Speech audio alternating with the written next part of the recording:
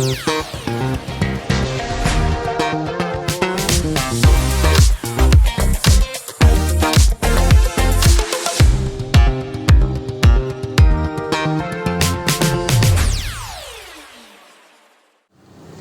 morning everybody, my name is Jonathan, this is Selina. Welcome to Jonathan Explores. Today we are not doing our usual exploration vlog. Today we are at a place called Uran. It's not very far from where we stay in Bombay. So the purpose of this video is to show you guys our new setup in our van. We've converted our van into a camper van. This is an experimental design. We both put our heads together and we came up with this box design. We haven't tested out our design yet, but I'm sure that we will definitely find some things that we will want to improve. Already we found some things that we want to improve. I'll be showing you that a little later. Speaking of the budget, we have not spent too much of money doing this conversion. Compared to what other people have spent, it is kind of on the lower side, you can say. We'll start with the most important thing. We'll show you the kitchen.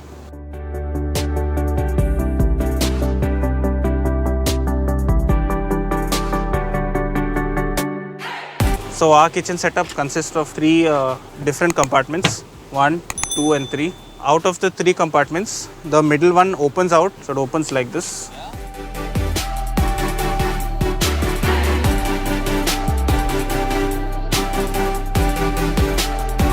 It opens up like this and it becomes a table. If you can see this, there's slight movement over here. To solve this problem, we bought this Digitech monopod from Amazon. Quite a nice, sturdy and relatively cheap monopod. We paid just 700 rupees for it. Opens up like this and you can lock it at whatever height you want it set at, and once it's locked it becomes a very sturdy table where you can cut vegetables or cook anything on this. It's not going to move or it's not going to break. A lot of other people have gone with the pull-out drawer system. For us, we didn't want the pull-out drawer because we wanted to access the kitchen when we are sitting inside the vehicle. For example, if it's raining or snowing outside, and if you have pull-out drawers, it's a little tough to do that because you'll have to first open the dicky, then pull out the drawers and take stuff out. So even though this has some disadvantages, one disadvantage is that you can't have the bed set up and then cook. You'll have to fold the bed up and then cook. After cooking, you can put the bed out.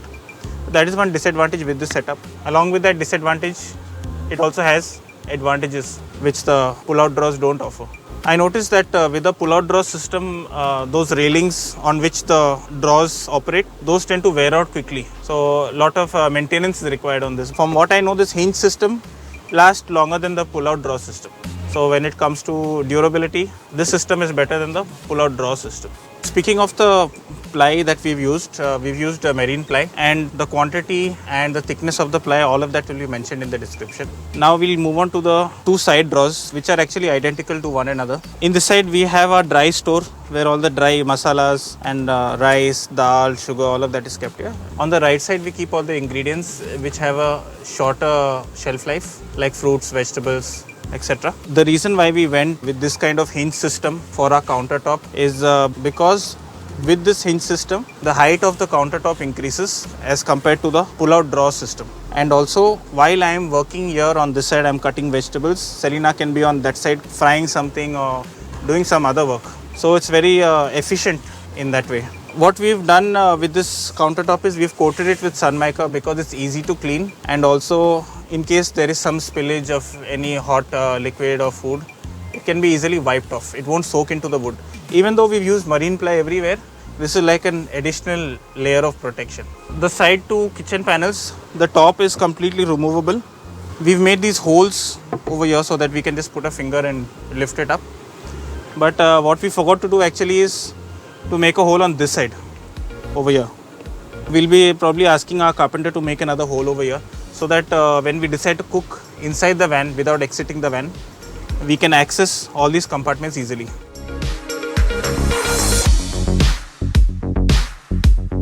Our entire setup is divided into 2 parts.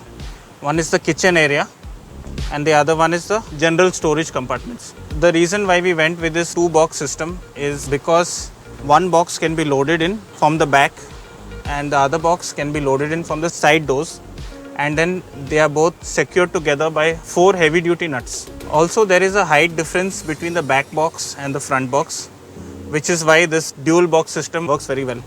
These 2 compartments are longer than this compartment. The reason why we have done that is for clearance purpose, because as you can see, if this was the same length as these boxes, it would have touched the top of the car. So we had to make this a little short, and because we've made this a little smaller, we have an extra storage space over here, which is accessible like that, and our small stove and one can of butane is there in case we don't want to open up this compartment to take out our stove and just cook something in the car without getting out. The primary purpose for this middle compartment is to store items that we need quickly when we want to cook, like for example gas stove, this monopod, vessels, utensils, etc. So that is our simple kitchen setup. It's not complicated and it's easy to set up, doesn't take much time. Now moving on to the storage compartments, I'll just turn the car around and I'll show you guys the storage compartment.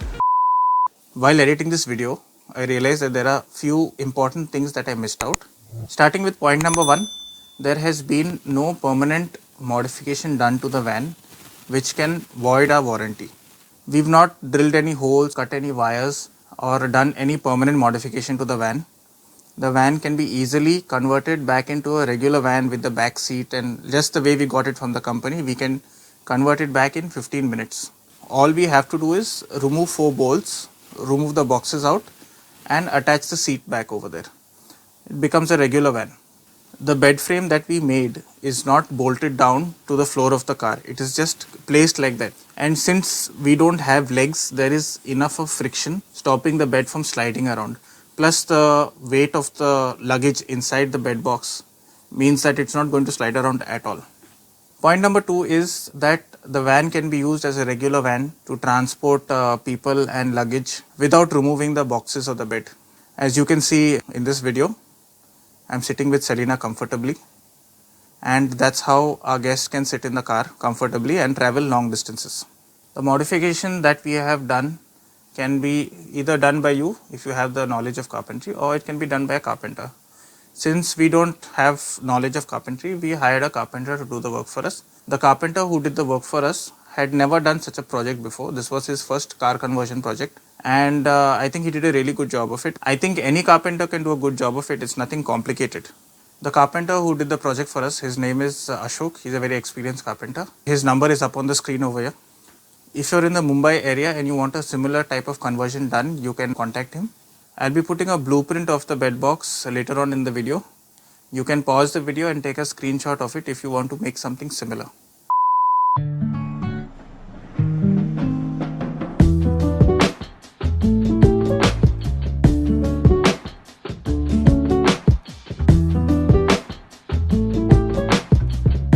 So moving on to the middle storage of this car. In order to access that storage, you'll have to move this mattress back. Love, just help me. Once the mattress is moved back, we'll have to push the seats in front. And then this wooden bed extender comes out. And now you can easily access the compartments. So basically it's just a box, simple box, 2 boxes. There are 2 compartments, one on this side, one on that side. All our quick access things are in this, like clothes, jackets, raincoats, all of that is in this. And on that side is our toilet tent and toilet pot and extra butane cylinders. One thing we overlooked is that in order to open these drawers, this bed extender needs to be opened up. Otherwise, these drawers don't open. See? So what we plan to do is, we plan to go back to the carpenter and ask him to make a cutout here. And we'll probably divide this, over here, somewhere over here we'll make a cutout so that we can access these without having to put the seats forward and move this extender, which is a total waste of energy and time. Now let's move on to the bed setup, sleeping arrangements. The total length of this bed is not 6 foot yet. In order to make this bed a 6-foot bed, what we need to do is move these 2 seats forward and slide the driver's seat all the way front.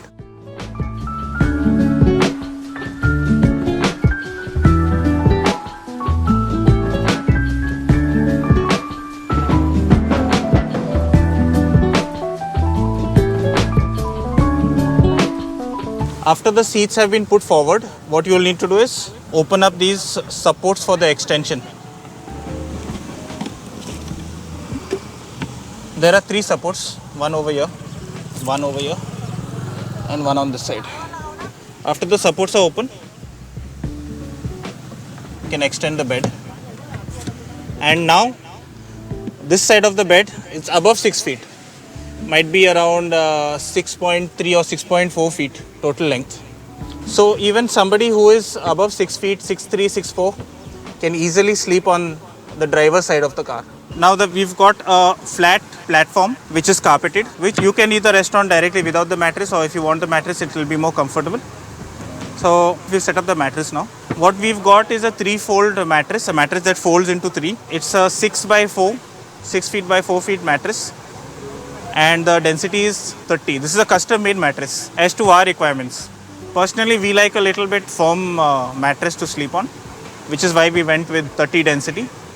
But if you want, you can go with whichever density you like.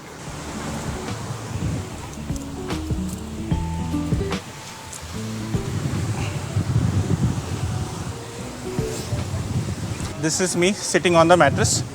As you can see, there is enough gap. I'm 5'11". Enough gap for me to sit and cook something here or do some work. I can even lean onto this. If I want to edit a video in the car, I can just lean onto this and keep my laptop here and edit. Now let me lie down and show you how I fit in this side of the car.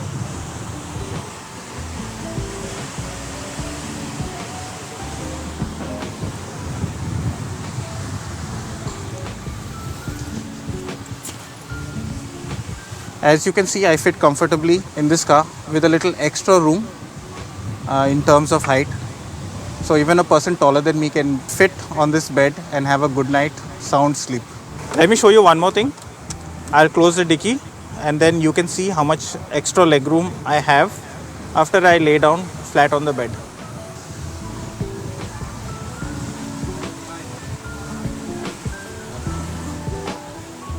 I'm sleeping straight right now. As you can see, I can go up a little more, but this is where I'm comfortable. And you can see how much leg room is there.